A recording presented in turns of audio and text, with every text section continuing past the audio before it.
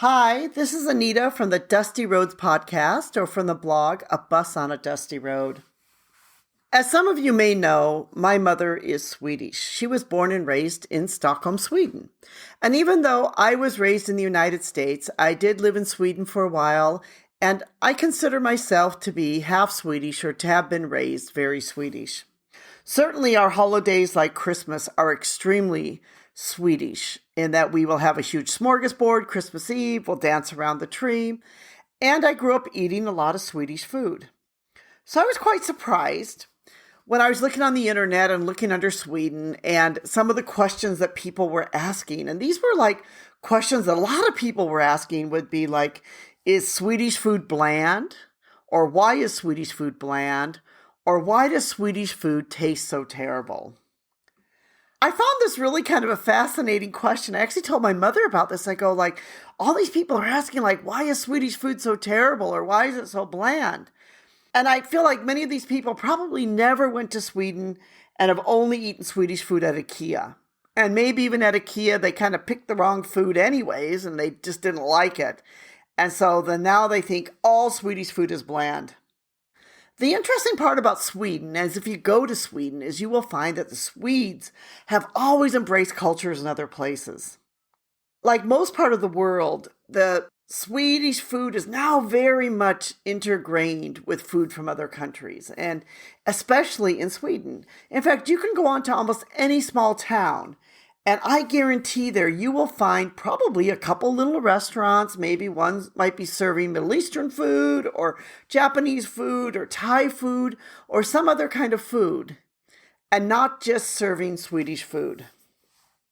But Sweden, like most parts of the world, also would use local ingredients, to spice up and add flavor to their food. But yet I don't find that the food itself is that bland. Especially Sweden today. Sweden today is not the Sweden of yesteryears or of days past, when there was not that much different food coming in and where people basically had, through the cold winter months, the potatoes and the meat and maybe some carrots and things. And also with the large immigrant population, which is now in Sweden, there's certainly been a whole variety of foods. Traditionally, Sweden has always been very open to foreign influences in their food.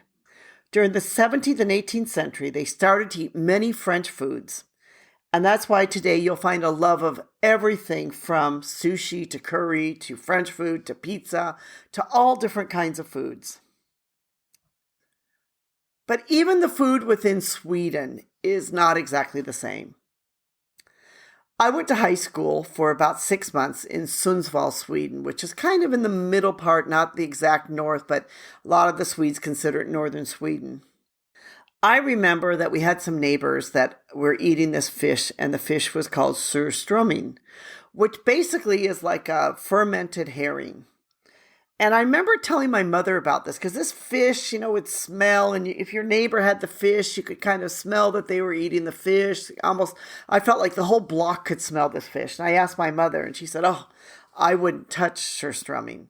My mother's from Stockholm. So even within Sweden itself, there's, different types of food that different people eat. For example, in the very, very northern part of Sweden, they may eat reindeer or reindeer meat. I myself personally have never eaten reindeer meat. I know when I went to high school in Sweden, they would sometimes eat horse meat. So you will find in all different parts of Sweden, you're going to find a whole different variety of foods. But in any case, I want to introduce you to a couple of my favorite foods. I am a great fan of meatballs, potatoes, the Swedish gravy, and lingonberries.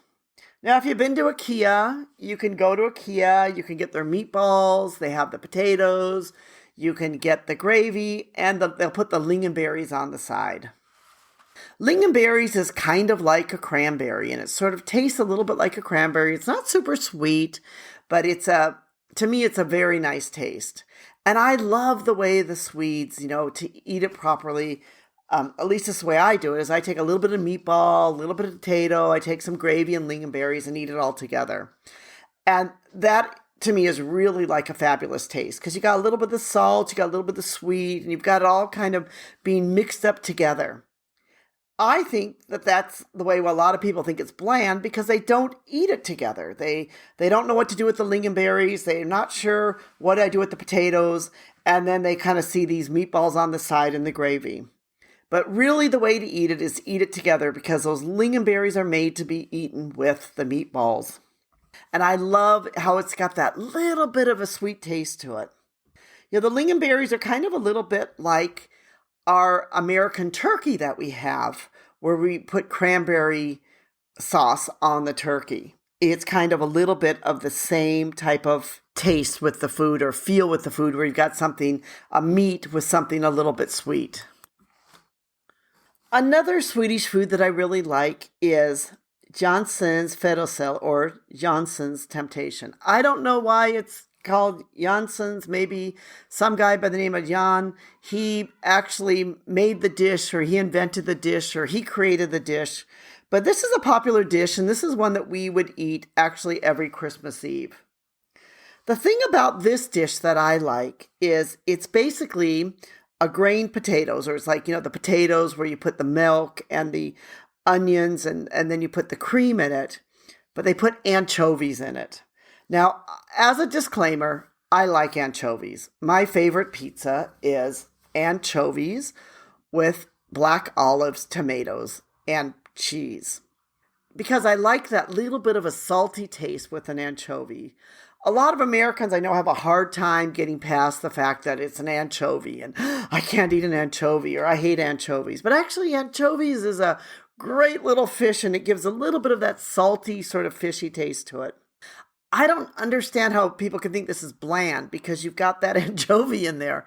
And I don't know if anything that really has an anchovy can be considered really bland. I mean, the potatoes without the anchovy is probably more bland than the potato with the anchovy. Another dish, which is one of our family's favorite, is pannkakor or Swedish pancakes. Now, Swedish pancakes are very different than American pancakes. They're really super thin. They're almost like a crepe. You cook them thin. The Swedes will roll them up and they'll eat them kind of rolled up. But here's where it kind of differs the way Americans eat Swedish pancakes and the way the Swedes eat them. In America, when my nieces and nephews eat Swedish pancakes, they eat the pancakes, they might put a bit of powdered sugar on it, they put butter on it, and then they load it with maple syrup. The Swedes would be aghast with maple syrup, way too sweet. Instead, they would put berries on it with a little bit of cream. So for them, the pancake isn't to be super sweet. It's the sweetness is to come from the fruit.